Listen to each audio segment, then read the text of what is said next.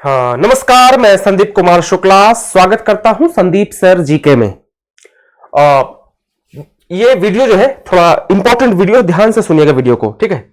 ये video exam के point of view से भी इंपॉर्टेंट है, हम एग्जाम की भी डिस्कशन करेंगे, क्योंकि यहां पर जो टॉपिक्स बताऊंगा, जो पॉइंट बताऊंगा उसको याद कर लीजिएगा, एग्जाम में पूछता है वो क्वेश्चंस। और ये थोड़ा इमोशनल एंगल भी है इस वीडियो में, थोड़ा इमोशनली भी है। अभी आपको मालूम है कि अभी कुछ दिन पहले सुकमा में घटना हुई। सुकमा छत्तीसगढ़ में एक डिस्ट्रिक्ट है, जिला है।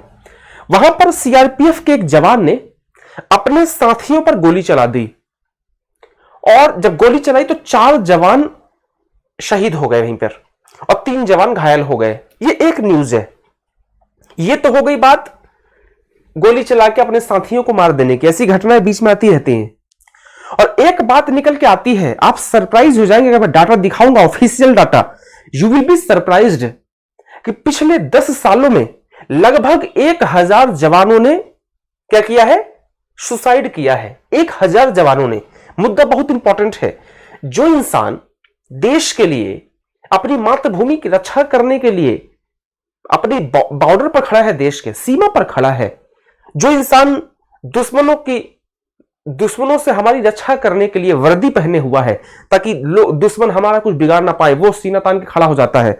आखिर ऐसा क्या होता है कि वो जवान सुसाइड कर लेता है, या वो जवान अपने साथ के साथियों को ही गोली मार देता है? मुद्दा बहुत महत्वपूर्ण है, इस पर डिस्कशन करेंगे और एग्जाम के पॉइंट ऑफ व्यू से जो चीजें हैं वो भी अपन डिस्कस करेंगे, ठीक है। चलिए, तो कहानी जैसे ये आपको आर्टिकल दिख रहा होगा, ये न्यूज़पेपर का आर्टिकल है। इसमें आपको जो पूरा नहीं पढ़ के बताऊंगा, इंपॉर्टेंट चीज बताता हूं। यहां पर आपका 2010 से 2019 तक का डाटा लिखा है। इसकी पीडीएफ टेलीग्राम में डाल दूंगा। और पिछला जो वीडियो किया था मैंने यमुना के ऊपर, वो पीडीएफ मैंने टेलीग्राम में डाल दी है, जाके चेक कर लीजिएगा। संदीप सर जी के ऑफिशियल टेलीग्राम ग्रुप का नाम है, वहां पर पीडीएफ डाल दी है मैंने, पढ़ लीजिएगा। इस वीडियो के पीडीएफ भी टेलीग्राम में डाल दूंगा, पढ़ लीजिएगा, वीडियो के बाद डाल दूंगा, ठीक है। संदीप सर जी के ऑफिशियल 67,000 लोग वहां पर है, 67,000 लोग हैं, आप भी ऐड हो जाइए, वहां पर ज्वाइन कर लीजिएगा। तो 2010 से 2019 का जो डाटा है, ध्यान से सुनिएगा। उसमें हमारे जो आर्मी के 895 जो हमारे जवान हैं, उन्होंने सुसाइड किया। अगर आप इंडियन एयरफोर्स की बात करते हैं तो 185 जवानों ने सुसाइड किया। अगर आप नेवी की बात करते हैं तो 32 जवानों ने सुसाइड किया। ये ऑफिशियल डाटा है, न्यूज़पेपर का आर्टिकल का डाटा है। 2010 से 2019 मतलब आपका 10 सालों का डाटा है। बहुत चिंता की बात है। इसी के लिए हमारी सरकार प्रयास कर रही है, एक ऑपरेशन चलाया है, अभियान चलाया है, उसके बारे में डिस्कशन करेंगे और एग्जाम के पॉइंट ऑफ व्यू से जो बातें हैं वो डिस्कशन करेंगे, ठीक है। चलिए, तो सबसे पहले तो हम ये डिस्कस करते हैं माय डियर, ये जो न्यूज देखिए उस दिन की जो भी मैं सुकमा वाली न्यूज बताई, 4 सीआरपीएफ जवान killed, 3 injured after colleague opens fire in Chhattisgarh, Sukma probe ordered, जांच के आदेश दे दिए गए हैं। देखो, पहली बात तो ये कि हमको ये जानना पड़ेगा कि आत्महत्याएं क्यों होती है, घटनाएं हो क्यों रही हैं, जानना चाहिए, बेहद जरूरी है।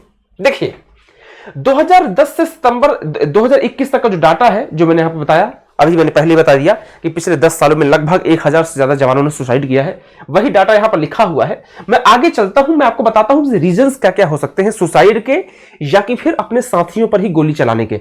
पहला रीजन निकल के आता है घरेलू समस्या। घरेलू समस्या मतलब कि भाई जवानों की पोस्टिंग हमेशा बाहर होती है और घर की ढेर सारी, मैं खुद बाहर रहता हूं, मैं अपने घर से 500 किलोमीटर दूर हूं इस समय, तो मुझे घर में कितनी दिक्कतें होती हैं। कोई बीमार हो, तभी देखा आपने भाभी को ऑपरेशन हुआ, 2 बार जाना पड़ा मेरे को, मम्मी बीच में बीमार हो गई थी, ये सब चलता रहता है। तो घर की समस्या, मैं तो अभी चलो छोटा हूं, उम्र कम है, अभी लड़के बच्चे बाकी चीज नहीं मेरी जिंदगी में, लेकिन कई लोग घरेलू समस्या होती है कि किसी के पिताजी नहीं है, मम्मी बीमार हो गई है, कुछ दिक्कत हो गई, जमीन का लफड़ा, कुछ लफड़ा, ये समस्याएं होती हैं जो बहुत बड़ा डिप्रेशन का कारण बनता है, इंसान थक जाता है। बीमारी, खुद को कोई बीमारी, या कि फिर घर में कोई बीमार है, बीबी बीमार है, बच्चे बीमार हैं, छुट्टी नहीं मिल रही है, ये सारी चीजें साइकोलॉजिकली बहुत परेशान करती हैं। वित्तीय समस्याएं, फाइनेंशियल समस्या भी होती है। भाई जो आर्मी के जवान होते हैं बहुत ज्यादा सैलरी नहीं होती इनकी, अब वो बाहर नौकरी कर रहे हैं, उनके बेटों को पढ़ाना है, बच्ची की दहेज की शादी, दहेज का जुगाड़ करना है, बीबी बीमार हो गई, घर वाले बीमार हो गए, जमीन का लफड़ा चल रहा, कुछ ना कुछ चल ही रहता है, तो फाइनेंशियल दिक्कत भी कई बार आती है, ये भी एक रीजन हो सकता है। जवानों को छुट्टी की नामंजूरी सबसे बड़ा रीजन माना जाता है। ये सरकार बोल रही, भाई मैं नहीं बोल रहा, ये सारी बात सरकार बोल रही है कि छुट्टी कई बार होता है ना कि किस जवान, हालांकि जवानों को प्रॉपर ठीक ठाक छुट्टी मिलती है, लेकिन फिर भी जैसे अर्जेंट कोई छुट्टी चाहिए नहीं मिल पाती। भाई ऑलरेडी संख्या कम है तो छुट्टी में दिक्कत जाती है, एक बहुत बड़ा डिमोटिवेशन का रीजन होता है जवानों का। तो ये सरकार कहती है कि ये महत्वपूर्ण जो रीजन आपके ये देखने को मिलते हैं जिस कारण से जो जवान होता है डिप्रेस हो जाता है, डिमोटिवेट हो जाता है ना।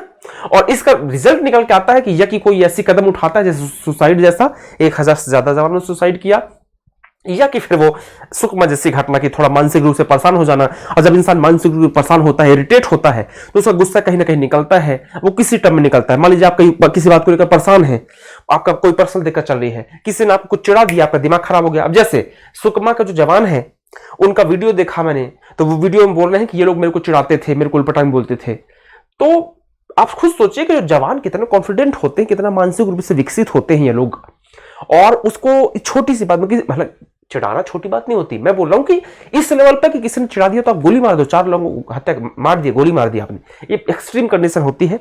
ये सिर्फ चिढ़ाने का रीजन नहीं है, ये समस्या होती है, घर की समस्या, बाकी समस्याओं का रिजल्ट है वो निकल जाता है। ये आत्महत्या के रीजन हो सकते हैं या फिर गोली चलाने के कारण हो सकते हैं। आगे चलते हैं, अब इसका उपाय क्या है।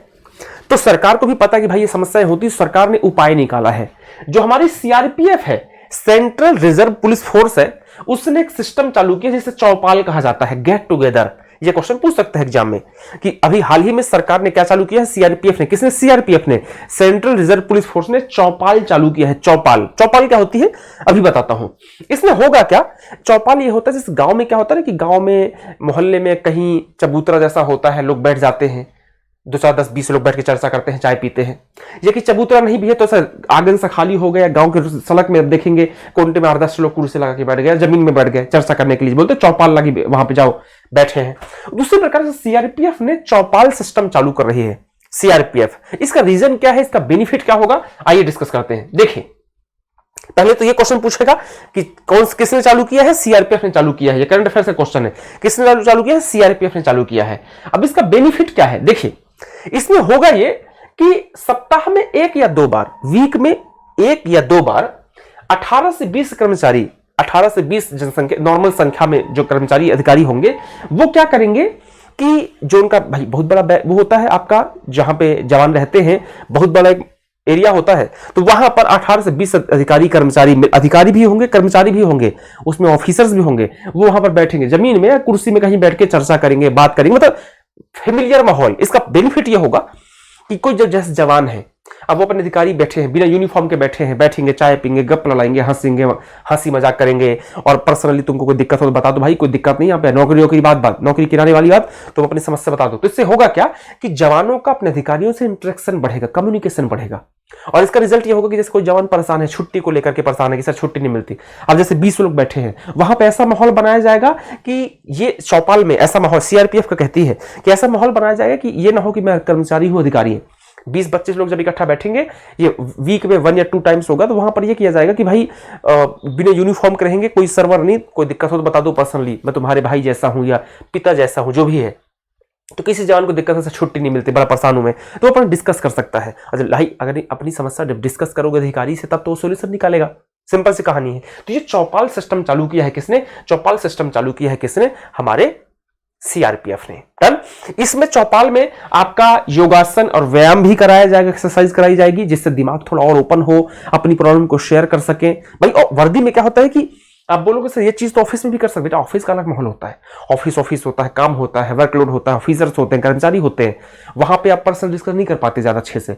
लेकिन जब चौपाल जैसे फॉर एग्जाम्पल टूर होता है, बड़ी बड़ी कंपनियों में टूर होता है, पिकनिक होती, पिकनिक क्यों होता है, टूर इस कारण से होता है कि जब सब अधिकारी कर्मचारी, बॉस, जूनियर सब जाते हैं, तो जो बॉस लोग होते हैं वो भी एक आम इंसान जैसे, आम इंसान तो वो भी है, कोई मंगल ग्रह से तो टपके नहीं है, तो हम फिर वहां पे उनसे अच्छे खुल के बात कर सकते हैं, क्योंकि हमको लगता है कि ये तो हमारे जैसा है, ये हमारे जैसे काम करता है, हमारे जैसे बात करता है, हमारे जैसे चाय पीता है, तो हमारे जैसा हम अपना पर्सनल बात भी डिस्कस कर पाते हैं कि सर ऐसे दिक्कत है, मुझे अगर 1 महीने की छुट्टी मिल जाता है ऐसा हो जाएगा, सर ऐसा हो जाता है ऐसा हो जाएगा, जो भी चीजें हैं। तो ये चीज चालू किया है किसने, सीआरपीएफ ने। इंपॉर्टेंट है, ठीक है। चलो, अब जब ये चीज चालू की है तो करंट अफेयर्स क्वेश्चन बनेगा चौपाल, तो काम कीजिए, लगे लगाम सीआरपीएफ के बारे में 2-4-5 बातें जान लीजिए। क्वेश्चन पूछता है ना, क्वेश्चन क्या पूछता है, क्वेश्चन ये पूछता है कि पहले तो सीआरपीएफ का फुल फॉर्म बताइए, central reserve police force, important है।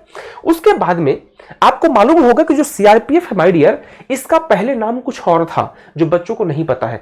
पहले इसका नाम था crown representatives police, CRP, crown representatives police. क्या नाम था, क्राउन रिप्रेजेंटेटिव्स पुलिस। इसका गठन हुआ था 27 जुलाई 1939 को, 27 जुलाई 1939 को इसका गठन हुआ था माय डियर, याद रखिएगा, ठीक है। और बाद में 28 दिसंबर 1949 को, 28 दिसंबर 1949 को एक एक्ट अधिनियम पारित किया गया और इसका नाम बदल के कर दिया गया central reserve police force, CRPF. याद रखना, पहले नाम था सीआरपी, बाद में हो गया सीआरपीएफ। सीआरपी मतलब सेंट्रल रिजर्व पुलिस नहीं, सीआरपी का मतलब है क्राउन रिप्रेजेंटेटिव पुलिस। लेकिन 28 दिसंबर 1949 को इसका नाम चेंज कर दिया गया, सीआरपीएफ कर दिया गया। इंपॉर्टेंट, याद रखिएगा। डन।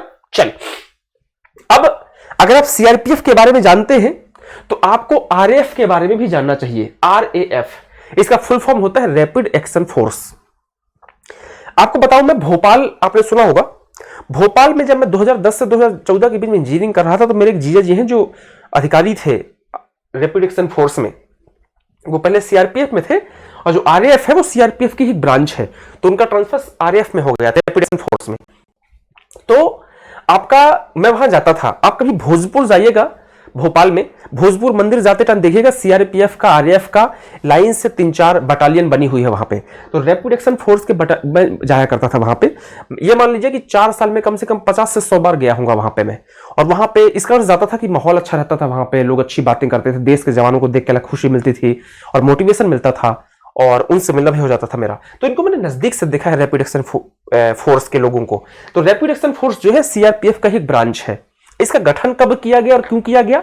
देखिए, इसका गठन किया गया था अक्टूबर 1992 में, अक्टूबर 1992 में इसका गठन किया गया था। बाद में 2003 में, उस समय जब देश के डिप्टी प्राइम मिनिस्टर थे लाल कृष्ण आडवाणी, उन्होंने इस रैपिड एक्शन फोर्स को फोर्स का दर्जा प्रदान किया था। पहले रैपिड एक्शन फोर्स का फोर्स नहीं थी। फोर्स कब बनी है आपका? कब? 7 अक्टूबर 2003 को। इनकी वर्दी किस कलर की होती है? क्वेश्चन पूछता है। इनकी वर्दी ब्लू कलर की होती है। इनका काम क्या होता है? ये बहुत ही सेंसिटिव, जैसे कि जहां पे पुलिस कोई चीज नहीं संभाल पा रही है, दंगा हो रहा है या कहीं पर चुनाव ऐसा है जो बहुत सेंसिटिव मुद्दा है, कहीं पर चुनाव कराना बहुत दिक्कत होती है, दंगे वंगे हो जाते, वहां पर रैपिड एक्शन फोर्स को भेजा जाता है। ठीक है, चल, ये कहानी हो गई पूरी की पूरी। अब इस वीडियो में आपको क्या सीखने को मिला? पहला तो ये जो घटना हुई है उसके रीजन क्या होते हैं, जवानों की मेंटल स्थिति क्या होती है, और ये जो डाटा है, ये डाटा आप पढ़िएगा। जब मैं आपको पीडीएफ दूंगा, ये डाटा आप पढ़िएगा, यू विल बी सरप्राइज्ड। ये डाटा देखिए आप कि माय डियर, सुसाइड केस का 2010 से 2019 में आर्मी के 895 लोग हो गए, इंडियन एयरफोर्स के 185 लोग हो गए, नेवी के 32 लोग हो गए जिन्होंने सुसाइड किया है। बहुत बहुत बड़ा डाटा होता है, बहुत बड़ा डाटा है। तो ये मैंने ये डिस्कशन किया। उसके बाद फिर सीआरपीएफ के बारे में डिस्कशन किया, चौपाल के बारे में डिस्कशन किया और रैपिड एक्शन फोर्स के बारे में। इस वीडियो से आपको ये मान लीजिए कि सीधे सीधे 15 से 20 क्वेश्चन रेडी हो जाते हैं।